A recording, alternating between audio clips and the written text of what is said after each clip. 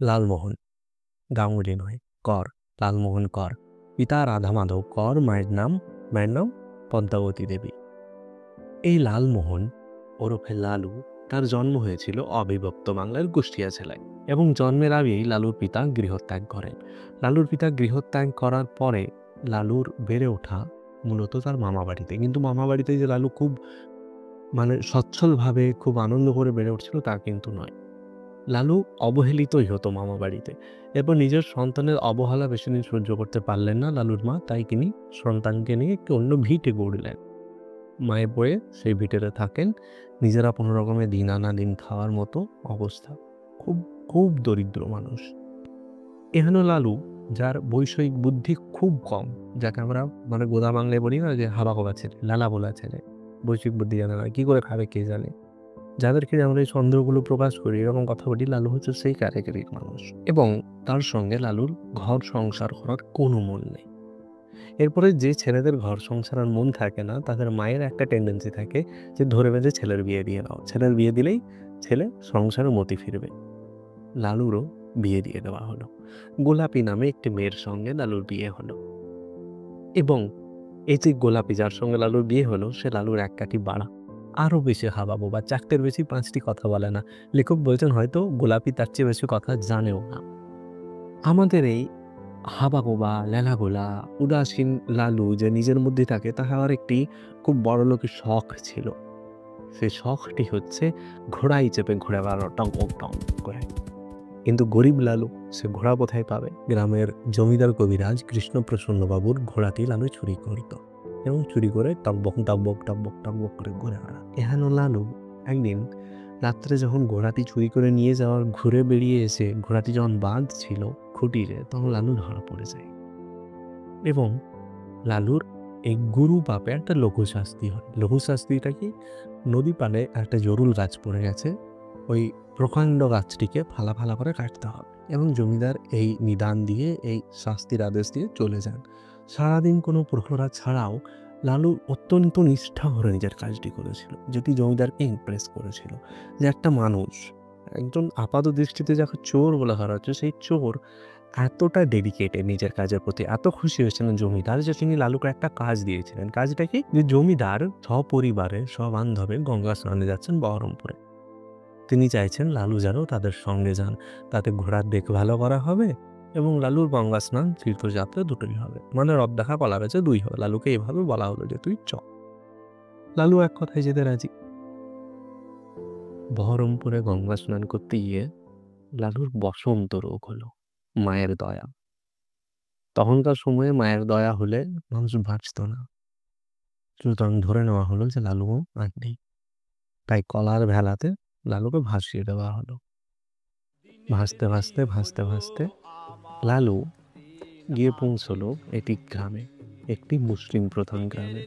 এবং সেই গ্রামেরই একজন মহিলা, একজন ধাই, রাবেয়া বেগম, তিনি লালুকে নিজের বাড়িতে নিয়ে এলেন এবং সেবা শুশ্রূষা করে লালুকে সুস্থ করে তুললেন। অর্থাৎ লালুর পুনর্জন্ম হলো। হিন্দু পরিবারের, হিন্দু মায়ের সন্তান লালু নতুন জীবন পেল এক মুসলিম মায়ের হাতে। লালু মৃত্যুঞ্জয়ী। এই লালু এখানে রাবিয়া বেগমের বাড়িতেই দেখা পেলেন এক শায়ের, সিরাজ শাহ। যে সিরাজ শাহ লালুর প্রাণের মুর্শিদ, যে সিরাজ শাহ লালুকে জীবনের কথা বললেন, জীবন দর্শনের কথা বললেন, গানের মানে বোঝা, গানের অন্তরে ঢোকা, সেটা সিরাজ শাহ লালুর মনে ঢোকালো। এই লালুর আবার ইচ্ছে হলো সব কিছু ঠিক হওয়ার পরে যে বাড়ি ফিরব। গৃহ প্রত্যাবর্তন করল লালু। কিন্তু লালুকে চিনতে পারার পরেও গ্রামের লোকেরা, বিশেষত লালুর মা, লালুকে ঘরে নেয়নি। কেন? কারণ লালু যবনের হাতের ভাত খেয়েছে, লালুর জাত গেছে।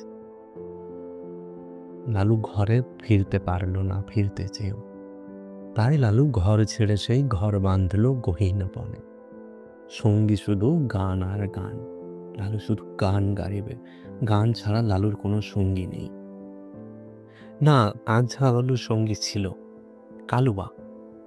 এই জঙ্গলে লালুর সঙ্গে কালুয়ার দেখা হবে, লালুর অন্তরঙ্গ বন্ধু হবে এই কালুয়া।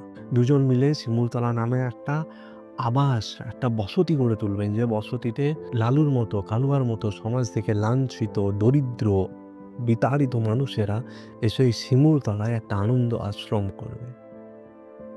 একে একে লালুর সঙ্গে লালুর মতো মানুষ চলবে।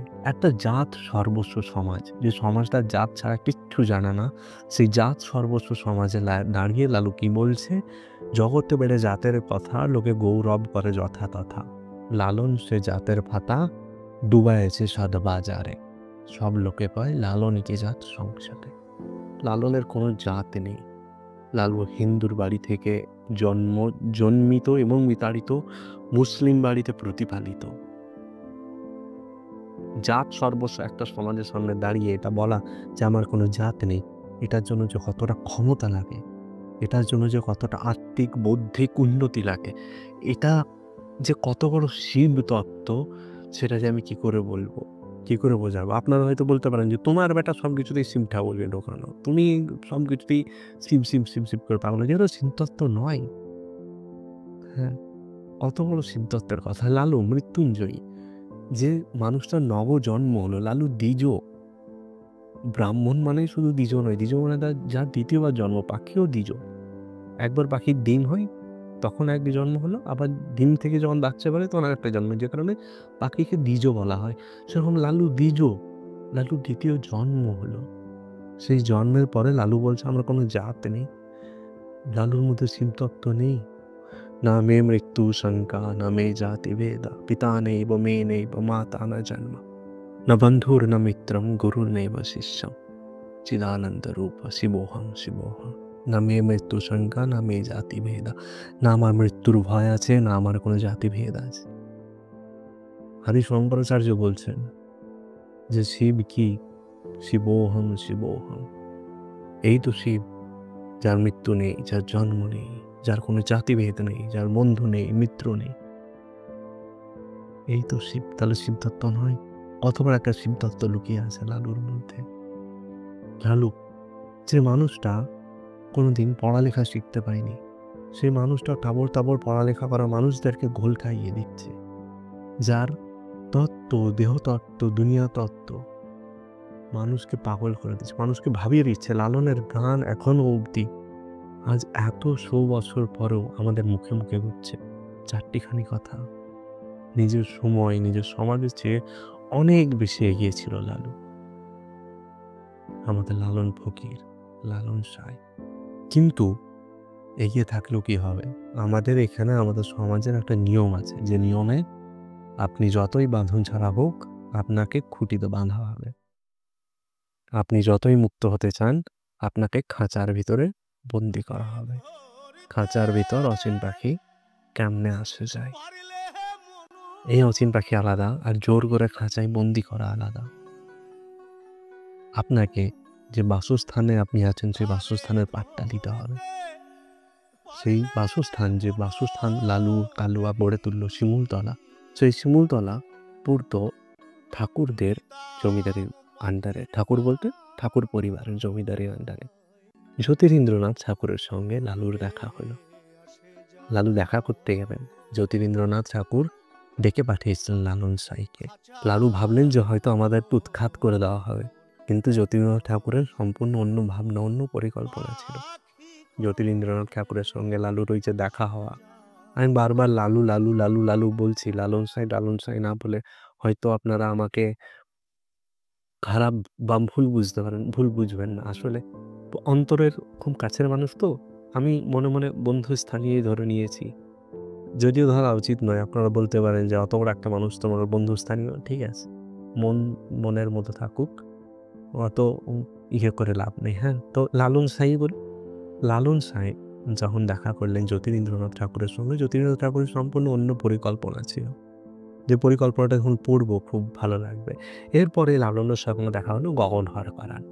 কে গগন হরকরা? বইটা পড়ুন প্লিজ। গগন হরকরা গান গায়, তারও সে স্বভাব কবি, মুখে মুখে গান বাঁধে। সে গগন হরকরা লালুকে গান শোনালো। কি গান? হরিনাম দিয়ে জগৎ মাতালে আমার একলা নিতাই। এত সুন্দর একটা গান, হরিনাম দিয়ে জগৎ মাতালে আমার একলা নিতাই। এই গানটি পরবর্তীকালে রবীন্দ্রনাথ এই গানটির সুর থেকে অনুপ্রেরণা নিলেন এবং একটা ওয়ার্ল্ড ক্লাসিক গান লিখলেন। কি গান? যদি তোর ডাক শুনে কেউ না আসে তবে একটু আচল হয়। সুতরাং রবীন্দ্রনাথ বাউল, বাউল প্রীতি, বাউলের প্রতি আকর্ষণ ছিল অমোঘ। এখানে রবীন্দ্রনাথের একটা ছোট্ট অ্যাপিয়ারেন্স আছে এই উপন্যাসটার। এক লাইনই আছে কিন্তু আছে। বাংলার মাটি এত সুজলা, সুফলা যে ভেবে দেখুন এখানে আউল, বাউল, নাড়ানেড়ি, সহজিয়া, ফকির, সুফি কত সম্প্রদায় আছে আলাদা, আলাদা। এত সম্প্রদায় মানুষ, এত তাদের আলাদা, আলাদা বিচারধারা, রহন-সহন, আচার-বিচার, খানা-পিনা, তারপরেও এক এক ঐক্য আছে তাদের মধ্যে। এই ঐক্যটা হচ্ছে নিজেরে জানা, নিজেরে খোঁজা। এর চেয়ে বড় খোঁজা আর হতে পারে না। আর বাংলার মাটি এত সুজলা সুফলা যে এত এত সম্প্রদায়কেও এক ছাদের নিচে এক মাটিতে ধরে রাখতে পেরেছেন। কোনোদিন কোনো কনফ্লিক্ট হয়নি তাদের মধ্যে সেরকমভাবে। লালন ফকির এক জীবনে দুটো জীবন বেঁচেছিল। লালন ফকির এক জীবনে অসংখ্য জীবনকে নতুন জীবন দিয়েছিল।